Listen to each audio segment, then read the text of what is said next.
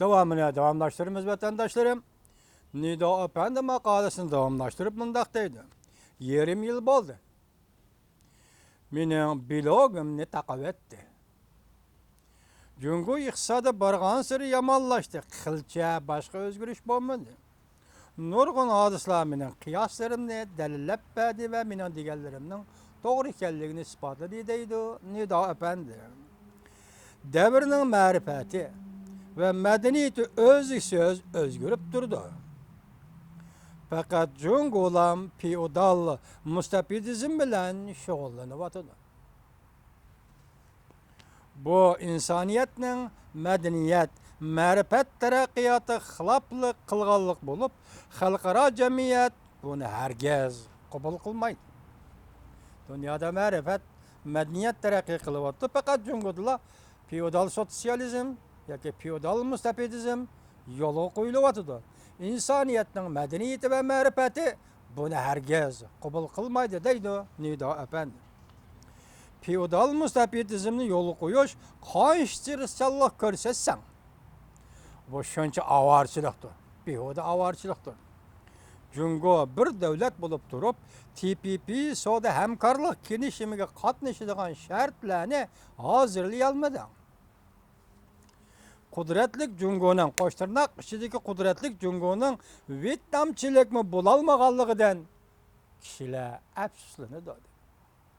Qo'shtirnoq ichidagi qudratlik Jungo'ning Vyetnamchilikmi, alqandak davlat Vyetnamchilikmi bo'lolmaganligidan kishilar afsuslanadi. Kelgusida Jungo bilan Amerika o'rtasida urush bo'lib qolsa, birinchi bo'lib Jungo'ga qarshi atakaga o'tadigani Vladimir Putin bo'ladi. Nido Efendi shunday dedi, faraz qildi, qiyos qildi. Kelgusida Amerika Qo'shma Shtatlaridan Jungo o'tirish urush bo'lib qolsa, birinchi bo'lib Jungoga qarshi atakaga o'tadigani Vladimir Putin bo'ladi dedi. Ikkinchi qatam atakaga o'tadigani Vyetnam bo'ladi dedi. Men mushu nuqtani mushunchalik tahlil qildim dedi. Ehtimolligi buning faqat 50% atrofida dedi. Nido Efendi. Mana bu TPP savdo hamkorlik kelishimining kengayishidir. Mana bu TPP savdo hamkorlik kelishimi ko'targan dolqindir, deydi Nido Efendi. Davrning taraqqiyoti bu bir iqim. Bu iqimni to'sib olg'ili bo'lmaydi. İnsaniyat madaniyat taraqqiy qilib bugungi kunga yetib kelganda erkinlik, kishilik huquq, qonun bilan boshqarish yuqori darajada birlashgan internet davrida kim insoniyat madaniyatining taraqqiyoti xiloflik qiladi ekan, mundaq davlatda davr shallib etadi, mundaq davlatda davr tallib etadi. Jungo qaysi yo'l bilan mangadi? Men buni aytib berolmayman.